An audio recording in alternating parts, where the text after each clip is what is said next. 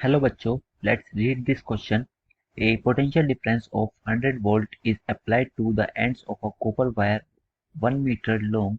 What is the average drift velocity of electron? And the given data is sigma is 5.81 into 10 raised to power 7 per ohm and number density of copper is 8.5 into 10 raised to power 28 per meter cube. So हमें question के according अगर देखें तो हमें average drift velocity of electron निकालनी है। एक बार given data भी लिख लेते हैं कि आपको पोटेंशियल डिफरेंस जो गिवन है वो 100 वोल्ट है एंड इसकी जो लेंथ है वो 1 मीटर है। जो कॉपर वायर है उसकी लेंथ 1 मीटर है एंड हमें जो सिग्मा की वैल्यू गिवन है this is 5.81 into 10 raised to power 7 पर ओम और ये number density of copper 8.5 into 10 raised to power 28 पर मीटर क्यूब। सो अब सॉल्यूशन करने से पहले मैं इस क्वेश्चन से रिलेटेड आपको की कंसेप्ट बता देता हूँ कि इसमें की कंसेप्ट क्या यूज हो रहा है। अगर देखो जब भी आपके पास कंडक्टर या मटेरियल कुछ भी होता है उसमें पहले इलेक्ट्रॉन्स रैंडम मोशन कर रहे होते हैं but after applying the external potential difference इससे क्या होता है कि एक इलेक्ट्रोमोटिव फोर्स लगता है जिससे इस इलेक्ट्रॉन का डायरेक्शनल मोशन शो होने लगता है और ये एक ही लाइन में वेलोसिटी गेन कर लेते हैं और हम इस वेलोसिटी को ड्रिफ्ट वेलोसिटी कहते हैं।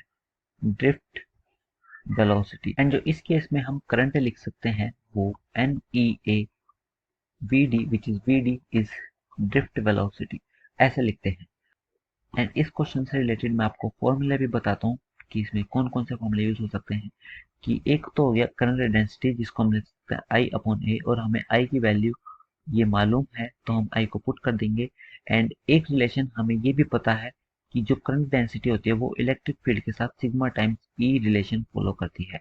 तो ये दो चीज हमें याद रखनी है, ये दोनों इस क्वेश्चन में यूज होने वाले हैं। Let's move on to the next page, मैं वहां पर बताता हूँ।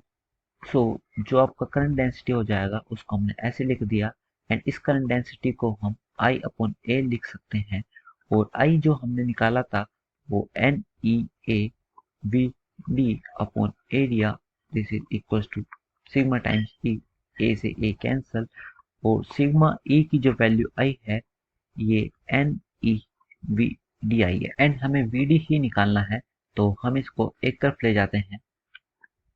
Drift velocity is equals to sigma times e upon n e and now हमें वैल्यूज पुट करनी है इन सबकी। सिग्मा तो 5.81 into 10 raise to power 7 into electric field को हम पोटेंशियल पर यूनिट लेंथ भी लिखते हैं।